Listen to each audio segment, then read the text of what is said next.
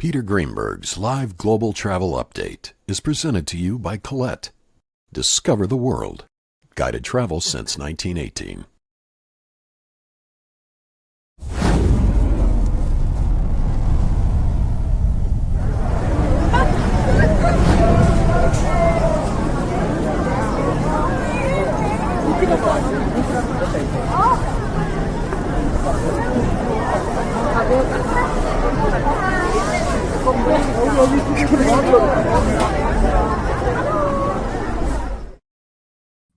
Hello, everybody. Happy Friday, April 17th, where you are. It's actually Saturday morning, April 18th, where I am. And as you can see by the introduction, I'm a little bit further away from London than I was just 2 days ago. I am in Seoul, Korea, attending the Virtuoso Symposium. It's an annual event that brings together world leaders in travel to discuss the future of travel. And boy, do we have a lot to discuss about here. And that continues on for the next couple of days. But most importantly, it's crazy out there. And you've seen some of the stories and you've seen some of the reports. I'm going to try to put them in context for you and give you sort of a game plan of what you need to do and how you may need to pivot in the days, weeks, and months ahead if you're going to travel and not be a victim of either capacity, fares, or just conflict. So let's start with the latest report in the wake of the Iran conflict that in Europe, they've announced that airlines have about 6 weeks of fuel left, period. Well, guess what? Europe's not alone. We're seeing it in Asia, where I am right now.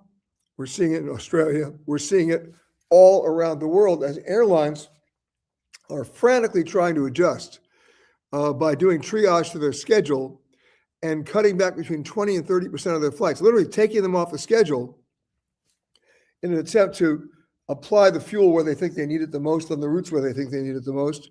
And even if the straits open up, even if the supply chain is reopened, we're talking 6 to 8 weeks before we get back to supply levels that are sustainable. So we're dealing with a tough summer coming up on so many different levels because, first of all, it's not just the price of the fuel, it's the availability of the fuel.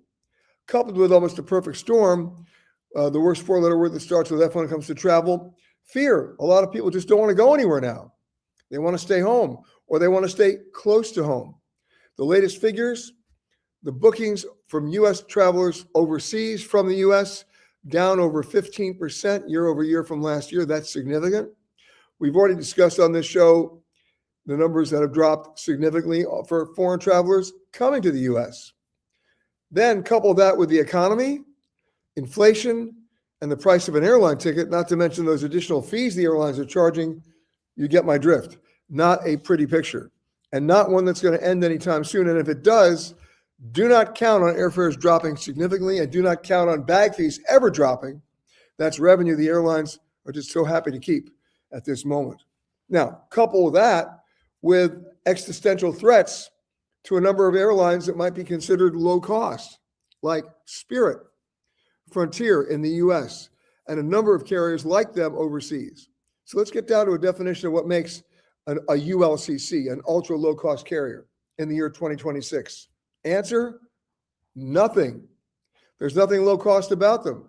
They're paying the same price at the pump for their jet fuel that everybody else is. Their labor costs have gone up. Their overall operating costs have gone up, and they were operating on already thin margins trying to compete with offering the only thing they could offer, lower fares. So what does that mean? You know what that means. They're in trouble because the fuel bill now is way over $12 billion for airlines just in the last 6 weeks, and some airlines just can't afford it. Spirit, which is already in bankruptcy, trying to exit bankruptcy for not the first or second time, the third time, now they're on the verge, some analysts are warning, of a complete cessation of operations and a liquidation, right? Their debt is too high. They can't pay the fuel bill. That's just Spirit. Frontier is structured similarly to Spirit. They may be in trouble. And then comes JetBlue. JetBlue's debt is already massive, $8 billion. They're paying $600 million in interest on that $8 billion. That's enough to kill you.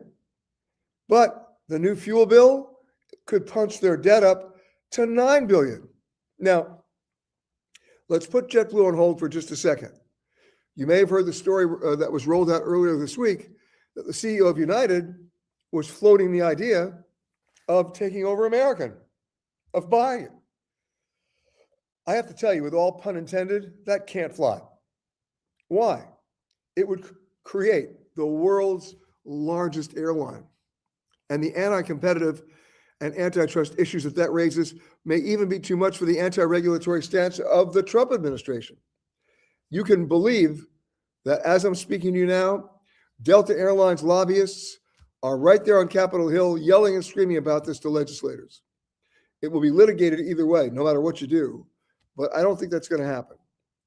Now, let's put that on hold and go back to JetBlue. Remember, they were trying to partner with American Airlines, but the Justice Department blocked that. Then they were going to merge with Spirit. That didn't go anywhere. And when that didn't go anywhere, it sent both airlines kind of spiraling out into some kind of financial problems. So now you've got so much debt being carried by JetBlue and so much debt being carried by Spirit, they're no longer attractive takeover or merger candidates because whoever goes in there has to assume that debt. In Spirit's case, nobody wants that debt. They want assets, as in liquidation, right? If I'm an airline and I want to buy a new Airbus and I go to Airbus and say, hey, I'd like to buy a couple of planes, they're going to tell me to wait for 3 or 4 years. Spirit is liquidated. I buy those assets off the runway at a fraction of the cost, and Spirit has a relatively young fleet and the pilots to fly those planes. JetBlue is not as in dire situation as Spirit, so they may be flirting with another bankruptcy filing. So we'll see what happens there. So what to do? If you're holding a ticket on Spirit, here's the deal. There's something else going on that you may not know about, and it's happened before. And when it's happened before, it spelled disaster for the airline or for any of the other service providers who are in financial difficulty. It's called the credit card holdback, something that most of you have never heard about because you're not the ones holding it back. It's the credit card companies. Here's how it works. Every credit card company, American Express, Discover, MasterCard, Visa, you name it, has a risk management division. And it's their job to look at the people to whom they're in business with, right, who they're processing payments for, to determine their risk. In the case of Spirit, they're very high risk. And when you get to a very high risk, the credit card companies often implement something called what? The holdback. That's right, the holdback. And what's the holdback? It means that when you book a ticket on Spirit, let's say with Visa, Visa gets your card number, processes the payment to begin with. Your ticket is issued by the travel provider. But where does that payment go? It doesn't go to the travel provider. It's held back. And it only goes to that travel provider on the day you get on that plane and on the day that plane operates. Or if it's a hotel, on the day you check into that hotel and occupy the room. They do that, the credit card companies do, to protect themselves so that if you cease to do business as a travel provider, then the credit card company can refund the money back to the cardholder and not be left holding the bag. Once that money leaves the credit card to the travel providers, the credit card company doesn't get it back. So you can imagine that every credit card right now is doing holdbacks on Spirit. And the very process of doing that means they're accelerating the demise of the airline because the airline has no more cash flow, right? Because people tend to book their tickets in advance, not the day before. So watch this space clearly. In the case of Spirit, if you're holding a ticket on Spirit, and some of the analysts are thinking that they could be liquidated within the next 6 or 7 days, you should continue to hold the ticket and hope that the airplane's going to fly. But you need to protect yourself. So let's say today being Friday in the US, you're holding a ticket for next Wednesday. What you should do is go out on a competing carrier flying on the same route and buy a fully refundable ticket on that route with a confirmed seat. Then, if Spirit does operate that next Wednesday, you refund that ticket. If Spirit doesn't, you exercise that ticket, and at least you have a confirmed seat on where you wanted to go. Because the rush for seats at that moment, you'll never get a seat, number one. Now, there are some airlines that are talking about maybe issuing rescue fares. That's a wishful thinking. 30 years ago, airlines had gentlemen's agreements between CEOs of the airlines that if one airline went on strike, the other airline would honor their tickets and vice versa. Or if one airline had to go into bankruptcy, the other airline would honor their tickets. Those days are over. If you're holding a Spirit ticket and they liquidate, go to an art supply store, get a picture frame and hang it on the wall as a memento of the last time you almost tried to fly Spirit.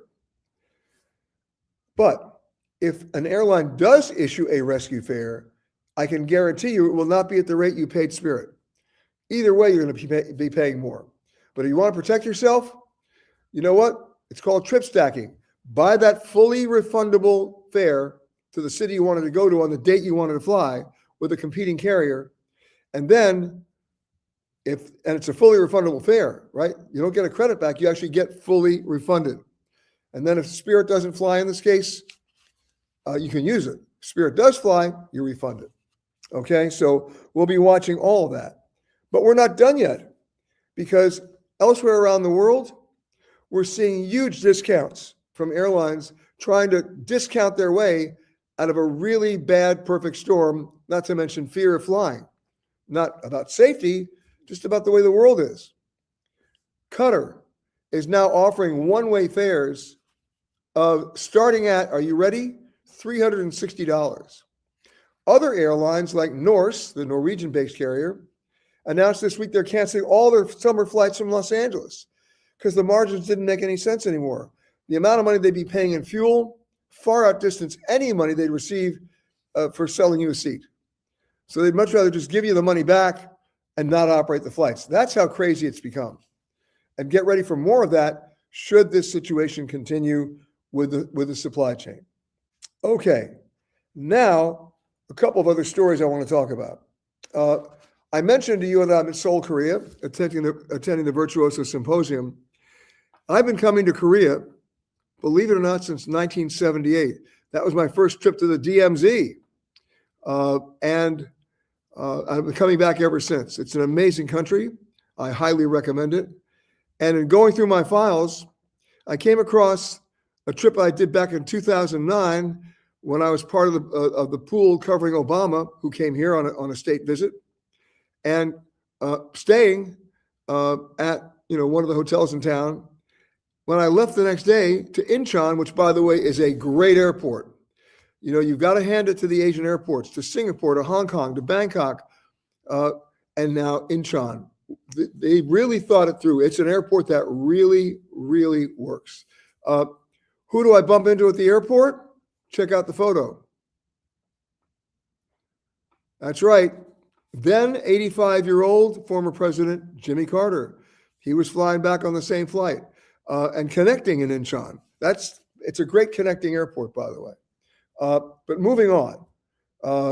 By the way, he was amazing back then too. But moving on, we've got something else to talk about. And that is when you are looking at the state of world affairs and airports that are operating, keep in mind that Emirates is only back to about 45% of its flight operations. Same thing with Qatar. Same thing with Etihad. And these are major connecting hubs. In Istanbul, they're taking a lot of the load off those Gulf carriers. And Istanbul has become a hugely crowded hub, mostly by Turkish Airways. And then if you head to Asia, the other big hub that's taking the brunt, Singapore and Bangkok. Singapore also being one of the great airports.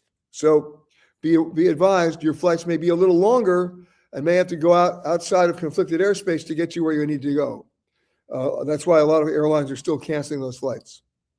Okay, now, speaking of interesting flights, I started last week in New York, then I went to Denver, then I flew on United Airlines Flight 27 on Sunday from Denver to London. I was only going to be there for 2 days before coming here to Korea.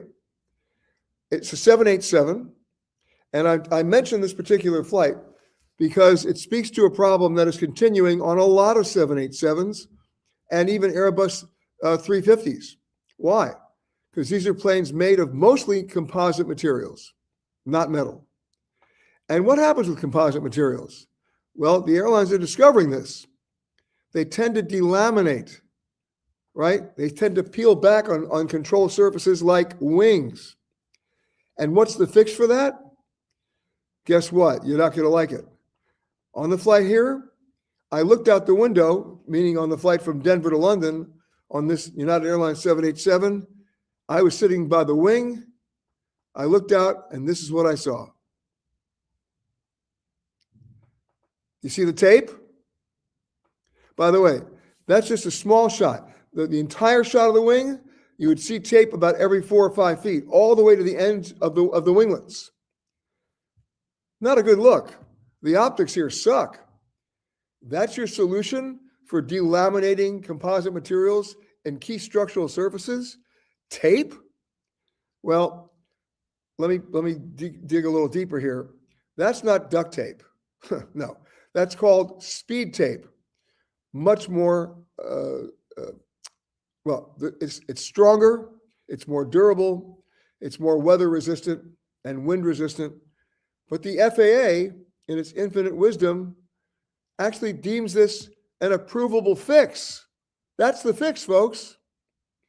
That's not just a Band-Aid, that's the fix. Anybody have a problem with that? I do. Remember, the 787 was the first plane that was certified in a different way as airworthy. In the old days, by the way, that was maybe 15 years ago, any new plane had to be certified as airworthy. That goes without saying. But how did they certify it? They put a prototype on a test bed and took every component part to failure.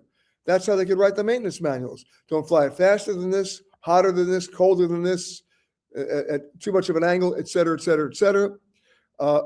Subject to heat and cold.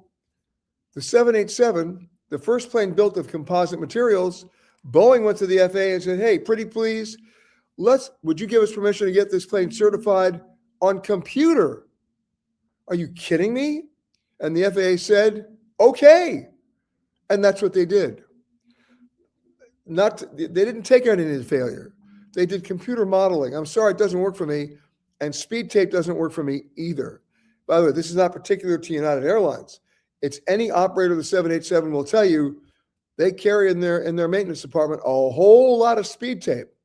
It's not a pleasant picture, and it sends the wrong message. In any case, I wanted to share that with you. Now, moving right along, we want to talk about,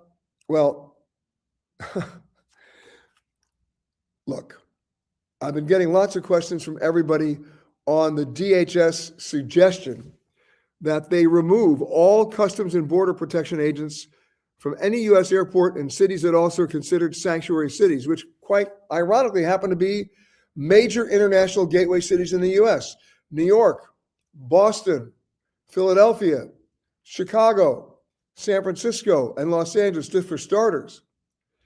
Now, has it happened yet? No.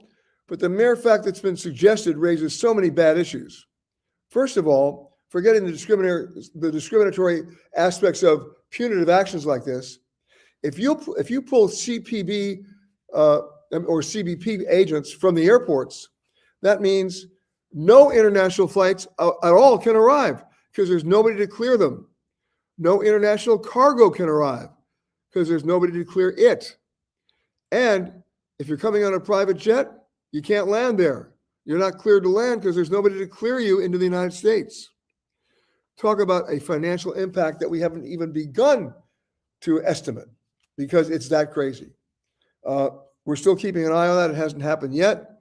But the mere fact that they're suggesting it is just a little scary, if you ask me. Okay, now let's keep going on. Let's say hello to some folks here. We're going to scroll right up. Okay, Mary Louise is saying hi from Tempe, and Paul is saying hi from Ashland, Virginia. Linda is saying hi from Naples. Don't know much about Korea, but I know Korean skincare is supposed to be fantastic. Maybe time to plan a trip there. I can tell you, Korean skincare, don't look at me. I can tell you this from my wife. It is fantastic. In most hotels, Their shopping areas in the basement of the hotels have skincare stores, but facilities. It's amazing. And what they're selling here is at about half the price of the same products in the U.S. So, ladies, you might want to pack an extra suitcase. So that's the answer there, Linda. Come on over and see it. Jim and Harriet, always in the first five. You made it again today from where are you calling from again? From Richmond, of course. Scott saying greetings and salutations from Chicago. Wow, she said, just booked our hotel for the New York Travel Show for next year, hoping there's no blizzard. Well, yeah, we remember this year. On the Saturday of the show, we did it. It was fine. On the Sunday of the show, we also did it, but it was a tough blizzard day. I remember that very well. So I'll see you next year on that. Michelle's saying greetings from Long Island. Gina Ruggiero is saying hi. Colleen Casey saying greetings from sunny, breezing France. It's a perfect day for kayaking the coves and afterwards wine and oyster tasting, of course. All right, make me jealous. Okay, Michelle says, I have one domestic and one Caribbean trip. Should I be worried my flights will be canceled? Well, you didn't tell me when they were. You also didn't tell me where you were going. Please do that. I'll try to help you. All right, let's keep going here. Hello from South Plainfield, New Jersey. Hello, Deb. Okay, what kind of economic shape are the European carriers in? Should I worry about traveling to EU on a European carrier? Well, no, you'll be okay. But remember, they're subject to the same fuel fluctuation prices that we are. And not everybody was in great shape. You know, British Airways can stand it longer than a smaller Scandinavian carrier, perhaps. Look, when we get to the point of defining a successful airline by which can lose money longer, we're all in trouble. And that's where we are right now. Sue is saying hi from Bellingham, Washington. And Scott says, what's your take on the FAA cutting flights at O'Hare? Okay, there are two ways to look at this. Number one, it's about airport capacity, right? You can only handle so many planes at a gate or at a tarmac at any one time. Otherwise, you're blocking access to taxiways and runways. That's one way of looking at it. If every airline scheduled arrivals at 8 o'clock in the afternoon and departures at 5 o'clock in the afternoon, 8 o'clock in the morning or 5 o'clock in the afternoon, it would already be a really big mess. And it already is a really big mess. And they're talking about adding more. So why did the FAA come in and cut it? Well, you could say because they were aware of airport capacity issues. Others might argue because the FAA is still operating with such antiquated equipment and they're still understaffed with so many controllers not being there, that it was an admission on their part that they just couldn't handle it. In my book, it's a combination of both. By the way, they just made an announcement about San Francisco Airport last week. For those of you who fly to San Francisco often, you know they have a parallel runway dual plane approach, which means it's not unusual if you're sitting on the right side of one plane to look to your right and see the plane next to you landing on a parallel runway or vice versa. They've now said no to that. So they're basically cutting back on all dual runway approaches, claiming safety. Now, the San Francisco approach is pretty long. It's pretty stable. It's pretty consistent. So I'm questioning why they would do that, because that's not an airport capacity issue. It's about a separation issue. And could that be, once again, the FAA saying they can't handle it? In this case, the airport can handle it, and so can the pilots. What about the controllers? I'll get back to you on that, but that's what's going on. Okay. Andrew says, I'm supposed to take Emirates in December and not sure how long I should wait to consider another carrier. I'm doing this to Johannesburg, even though it is not direct because of the quality of the service and airline. Well, you know what? If we're still talking about the impact of the Iran conflict in December, then we're still at war. My guess, and it's just an educated guess, is that this will be solved in 4 weeks or less, maybe not by the United States. It may be solved by other interested countries that do it on their own without looking for the United States to have leadership here. Now, I'm not going to get into politics. I'm not going to get into pros and cons. But what I will do to answer your question is I seriously doubt, given the economic losses of travel and tourism that are now averaging $750 million a day, that can't be sustained. That in itself will be the economic driver to solve the problems. So I'm still sticking with 3 to 4 weeks. And my guess is the United States may be along for the ride, but we're not leading the deal because none of the players there trust us. None of the players there respect our leadership. And that's a fact. That's not a political statement. It's a fact. And so hopefully they'll come to a conclusion that works. Again, once they do that, it's still 6 to 8 weeks before the supply chain gets back together. So we're in for a rough ride in May and June, for at least May and June. No doubt about it. We're already having a rough ride in April. So the answer to your question, Andrew, is hold on to your reservation. I think you'll be okay in December on Emirates. Okay. Linda wants to know, what are my thoughts on Air New Zealand offering bunk beds? Well, actually, Air New Zealand's been offering those bunk beds for a long time. They were designed by a flight attendant, and they called it Cuddle Class. It allowed a couple or a mother and a father and maybe a small child to extend those 3 coach seats in a row, and it turned into a relatively decent bed that you would buy at a premium. United Airlines just came up with their own version of that, which is now being installed on some of their flights for the long haul. I like the idea. Adrian saying hi from Surf City, otherwise known as Huntington Beach, California. Gina saying hi from San Diego. For those already booked in Europe for May and June, any suggestions to mitigate the risk of disruptions? What is a good resource for reliable updates besides yourself? Okay. First of all, you want to subscribe to 3 services, or any one of them for that matter: FlightAware, Flight Radar 24, and Flighty. That will give you real-time, up to the second updates on airline operations around the world and airport operations around the world. But to your point, if you already have a flight booked in May or June to Europe, which airline is it? Is it an American or U.S. carrier? That makes a difference. You might want to do the trip stacking idea, which I mentioned earlier. Buy a fully refundable ticket on a competing carrier, not the one you're already on, so that you'll still be able to make your trip should they cancel your first flight. And remember, if an airline cancels your flight, not you, but if an airline cancels your flight, you're due an immediate and full refund to your original form of payment. That's not negotiable. That's a rule that's actually on the books, right? Now, if you cancel the flight, if you do it within 24 hours of purchase, that's fully refundable. If it's after 24 hours of purchase, you get a credit in the amount of what you paid for the ticket, which you have 1 year to use to buy another ticket.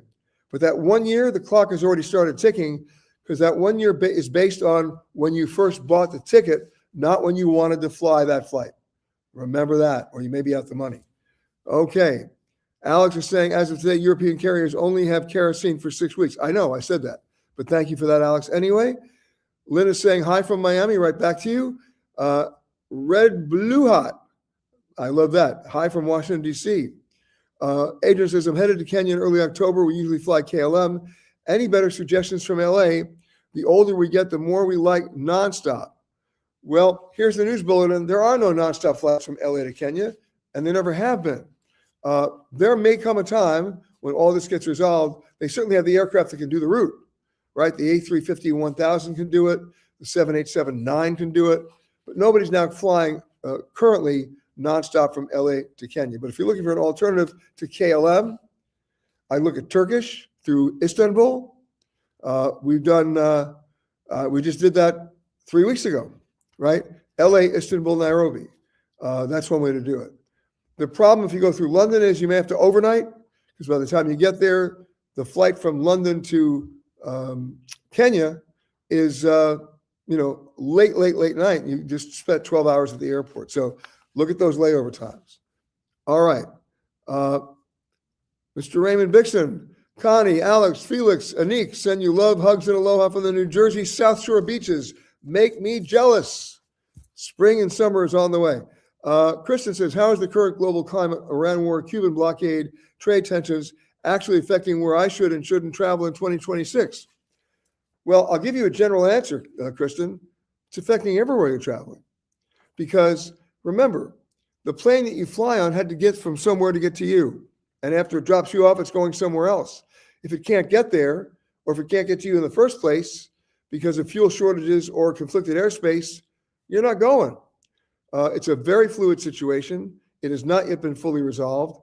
But if you're talking about summer travel by 2026, that's what, 8 weeks ago, 8 weeks away? I think you'll be okay. Now, for airfares, all bets are off. They're going nowhere but up right now. And that includes not just the airfares, but the baggage fees and any other ancillary revenue the airlines can add in. Mary's saying maybe we should treat airport workers better. Well, we should always treat airport workers better. And Mary says, when will there be a real jet fuel shortage? Well, depending on where you are, it already has happened, right? It's happened in parts of Eastern and Central Europe. It's certainly happened in Cuba for other reasons, and it's starting to happen in the South Pacific. And you're starting to see, as I said earlier, airlines like Qantas taking stuff off the schedule because they know they will not be able to physically fuel that plane. Doesn't exist. Okay. All right, here's a question. What about all the economic losses experienced by the U.S. due to decreased tourism last year and frankly into this year? I'm surprised U.S. carriers aren't bankrupt by now. That's what I led the show with. We may see a few more. The margins are already very slim. You add the fuel shortage and the fuel prices, whoop, there it goes. Their ability to continue as a going financial concern just got exponentially reduced. All right, Michael's saying hi from Lima. Okay. Oh, and Birgit's saying hi from Germany. Hello, Birgit. And of course, Mr. Cooney, Patrick Cooney, saying hello, good morning, but he hasn't told me where he is. I'm sure he will when he hears what I'm saying. Okay, now let's go to some of the questions you guys asked earlier in the week. All right, Sonny says, what's going on with FIFA and the Olympics? Well, I called it here 8 weeks ago. I can go back and show it to you. I said FIFA was going to be a disaster in terms of getting the revenue they wanted for the games. Maybe not in Mexico, maybe not in Canada, but in the U.S., forget about it. Foreign travelers aren't coming. They've been scared or they've been angered. They perceive the U.S. as being inhospitable and unwelcoming, so they're not coming. If we were to pick up the phone today and call any of the venues that are hosting a World Cup game in the U.S. and say, hey, any tickets available? They'd say no. Guys, there's a difference between a book ticket and a blocked ticket. There are an awful lot of blocked tickets that have not been sold. The ticket brokers always do that before any Taylor Swift concert or anybody else to basically get the highest price they can from people who are fanatics, fans, who will stop at nothing. Price is not the object when they want to go see their favorite team play or their favorite star perform. But what if they've already made the choice not to come here, which 80% of them have? What happens to those tickets? They get discounted. They get dumped. So will the stadiums be full this summer for the games? Yes. But by whom? Americans buying discounted tickets. So the best thing to do is wait a couple of weeks and then get ready, because nobody wants to deal with the reality of that. But those numbers of incoming foreign travelers are not changing. They're even increasing in terms of the numbers not coming. Okay. Now, Mike says, without CPB agents, who would stop people from coming in uncleared? This would mean there would be no enforcement of customs, would it not? No, Mike, it would mean those planes wouldn't be allowed to land at any of those airports. They'd be diverted. It's as simple as that. You cannot land without being cleared. That's cargo and passengers. Nobody to clear them. The plane essentially gets what? Impounded and detained. It becomes unwieldy. No, those planes would divert to airports that are not lost the agents, which means those airports will be overcrowded with huge long lines. It's a mess. Now, again, they haven't implemented this, but they're talking about it. Okay. Barbara says, does that mean your private planes are effectively shut down too? At those airports? You bet. Any incoming traffic can't land there from overseas because there's no one there to clear them or perform inspections. Okay, let's go to the photo of the week. It's coming. There it is. Congratulations to Randy Devon. Randy writes, I took this shot on a tiny secluded island in the Maldives. No matter how many times you see pictures of this place, nothing prepares you for the reality of the water. It's the most vibrant, clear turquoise imaginable, merging perfectly with the sky and the powder soft white sand. It's truly a slice of paradise on earth. I love everything you wrote here, Randy, except the word paradise. We have a rule here. Paradise is never used, right? And words that end in ST are never used. best, most, finest, loveliest. You would laugh at me if I did that. I would laugh at me if I did that. So a little piece of friendly advice, too many paradises. But everything else you say, it's true. A great photo and a great perfect sunrise. Again, if you think you've got a photo that qualifies as the photo of the week, you want it hung up there right next to Randy's, you know what to do. Send it to photocontest@petergreenberg.com. And if we agree it belongs up there, that's exactly where it will go. Let me scroll down very quickly here. Patrick is now saying he's home in LA, and Camille is saying hi from Tucson, and there you have it. So, a couple of housekeeping notes.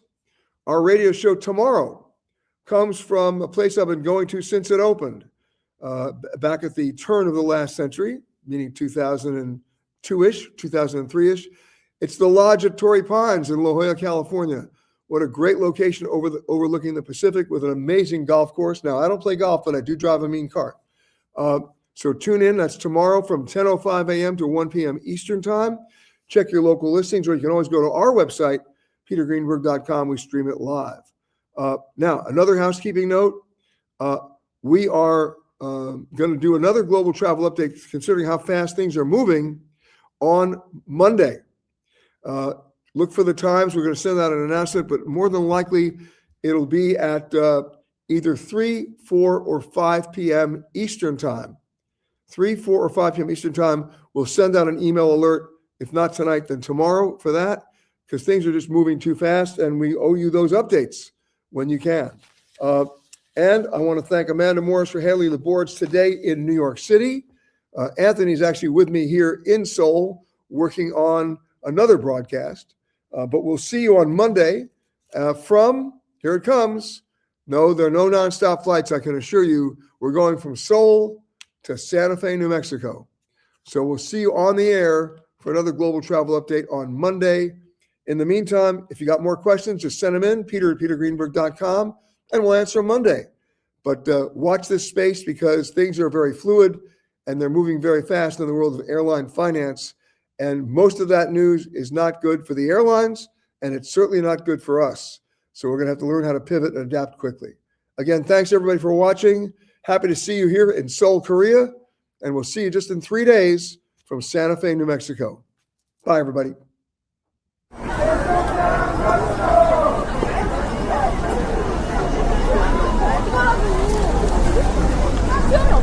Today is Korean holiday, so celebrate